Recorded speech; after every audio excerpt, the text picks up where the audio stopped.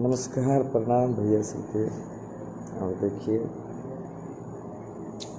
आज हम सबको पुलिस अपने अंडर में ले लिया है, पकड़ लिया है, शूटिंग करते हुए पकड़ लिया।